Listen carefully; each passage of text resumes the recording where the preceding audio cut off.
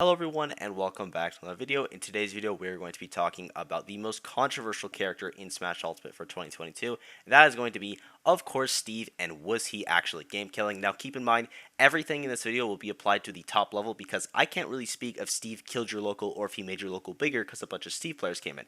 I have no idea there, but we're going to be looking at, did Steve affect the top level to a point where he should have been banned? How many results is he getting? How many new Steves are there?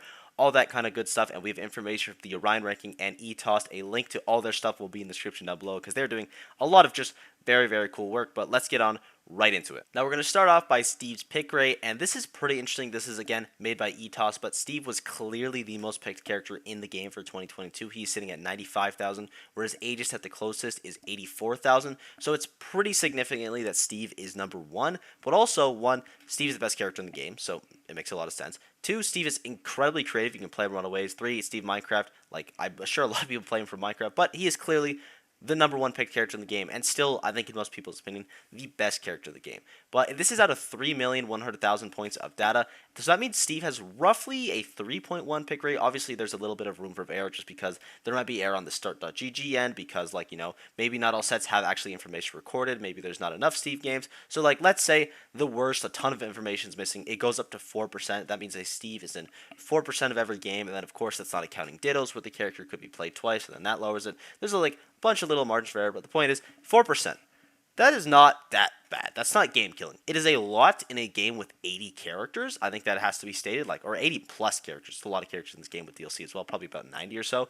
But there's a lot of characters in this game, so 4% is high, but it's not too high. It's not absolutely insane. It's definitely doable. And then you have a bunch of characters with lower percentages, but still very high. You have Aegis and Joker both around 83,000. You have Cloud at 78,000, Bowser 72,000, Ness at 71,000.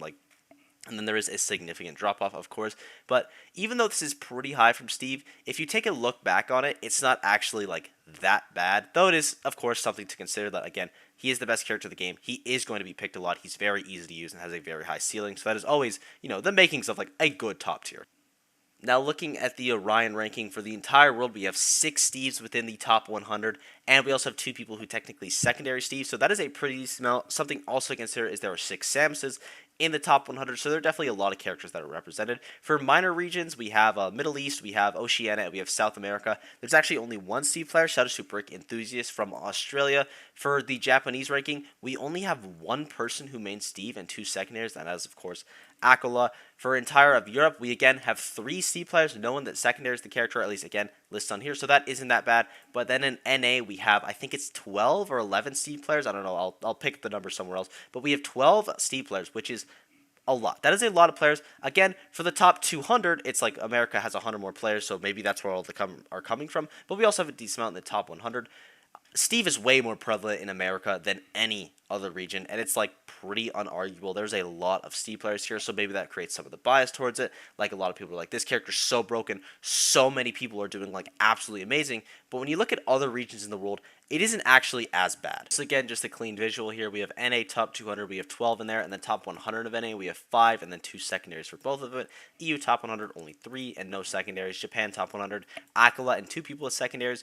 Minor regions, we have 1 person who mains Steve, and then top 100 for the entire world, we have 6 Steve players and 3 people that have him as a secondary. Something also to consider, there are 6 Samus players in the top 100, 4 Snakes, 4 Nesses, 4 Robs, and 2 Kazuya's. Just interesting that there's 2 Kazuya's because that character's on the same caliber with Steve, just way worse neutral, and the execution needs to be, I guess, a little better. But Steve, the amount of Steve players isn't as bad as it seemed like it would be. When we were seeing how good Steve was as a character, clearly number 1 in the game with some of the most broken options, it seemed like this character would be flooding way more. But 6 of them in the top 100, it isn't that bad. It's not great. It's still a lot of them, but it's especially considering, again, 80 characters. But I don't think that's the problem most people are having. I think the problem most people are having is the meteoric rise that Steve players had, especially with Aquila and Onan. I think are the best examples. Even though they were very good players before, especially Onan, he's been always a good player, but it wasn't to this level. He was not getting nearly the results he was getting. Aquila also, even though he was dominating the online ladder with character like Luigi,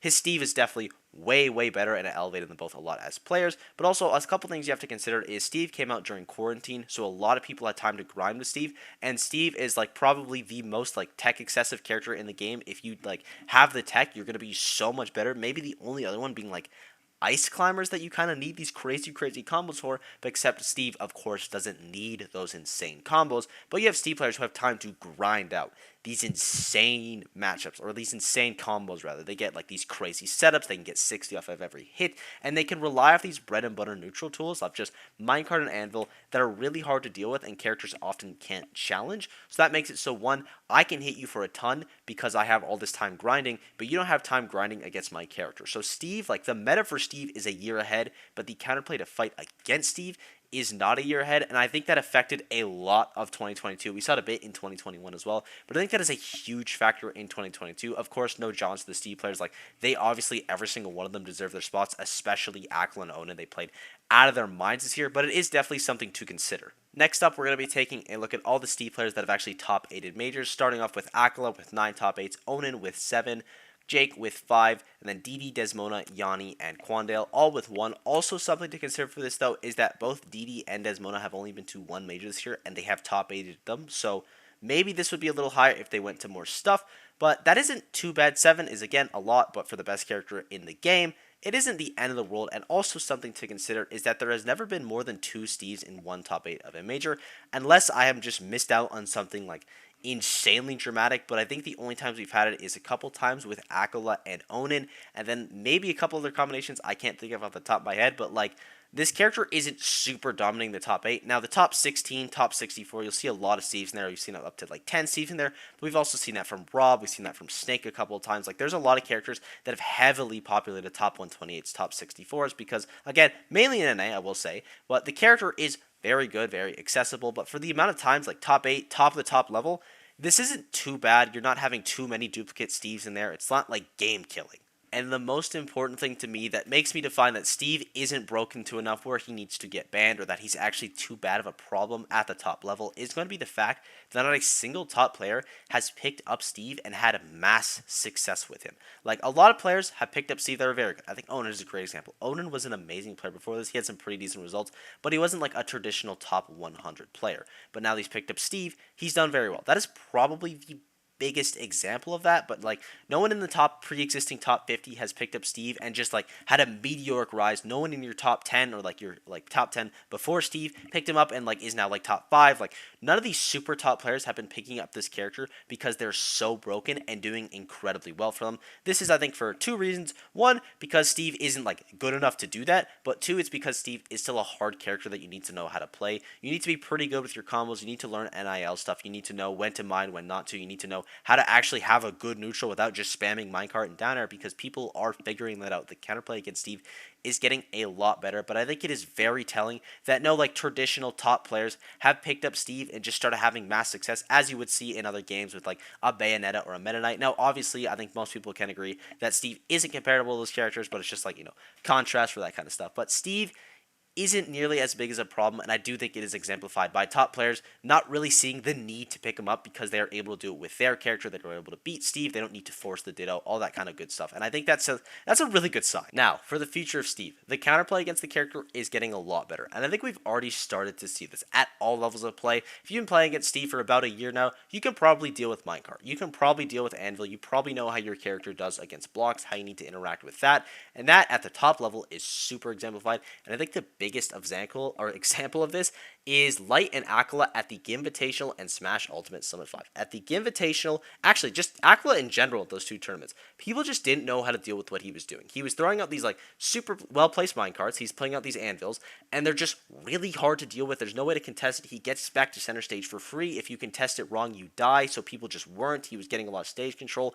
It was just like really hard to fight him, but at Smash Ultimate Summit 5, you had people like recognizing, okay, he's going to minecart here, he's going to anvil here, because he was doing a lot of flowcharts. He was just, I'm going to do this, and then I'm going to do this, and it's every single time. How do I deal with that? How does my character deal with that? Can I deal with that? If not, do I just get the best stage control? We started seeing that counterplay being developed, and it made it a lot harder. Akala got one of his worst performances ever in a 4th place there, and then we come back to LSI. Akala's back in the US, and he does incredibly well. He gets a 2nd, and this is because the top-level Steves, they're not just doing Steve stuff anymore. They're actually playing Smash more correctly. Granted, Steve is still BS. They're still playing a lot of Steve. More than any other character in the game, they're playing to their own game plan.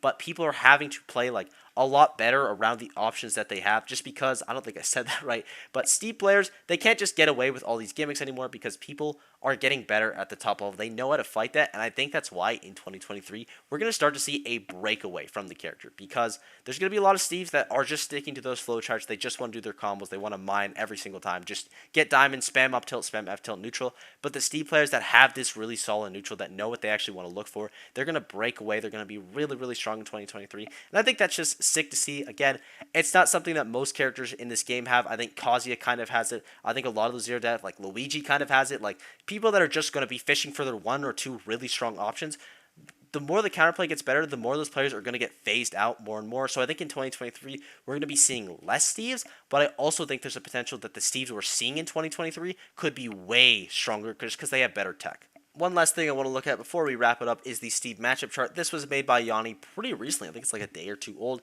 Of course, this isn't fact, but YONNI is a very good Steve player. Maybe he's a little pessimistic, optimistic, but you have Cloud and Sonic in big lose, Snake, Rob, Shulk, Byleth, PT, and Robin in slight lose, and then a bunch of characters in even, and then your wins are still very strong.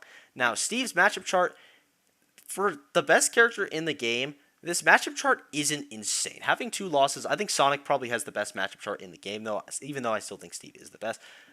This is like a doable matchup chart. This isn't like game killing. Nothing can beat this. Of course, a couple of characters can be argued.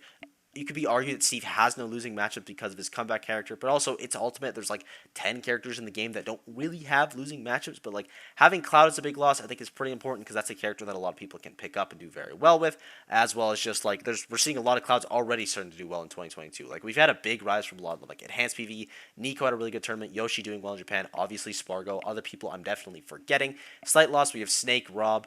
Like those are characters that have been doing very well. PT I think could do well in 2023. Robin. Maybe. I doubt it, but maybe Robin players will go crazy 2023. Shulk, there's a couple of them that are doing really well. Byleth, obviously, there's some same thing as kind of Shulk, I feel like.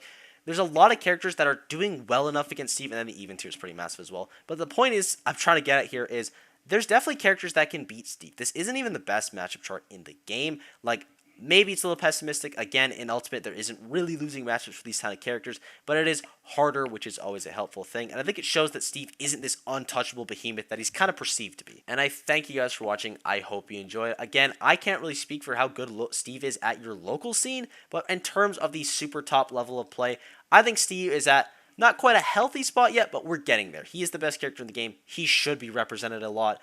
I think there's a lot of Steves that had a big blow up this year, but we're going to be able to see if they can stay there at the top level. And there's a couple people that have a lot of potential to still make runs in 2023. I think DD and Desmona, the 2 Steve players with the most potential in 2023 if they go to stuff. But you have Steve players like Jake, Onan, Akala. They'll still probably stay at the top. There's a couple other Steve players that'll still probably do well. I think we'll see less rising stars in 2023. Maybe I'll be proven wrong. Maybe Steve will only become a problem in 2023 because some tech will be discovered.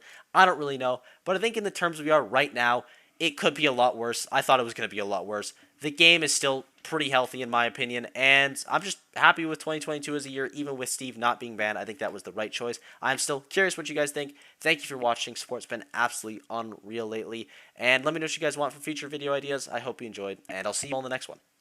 Bye-bye.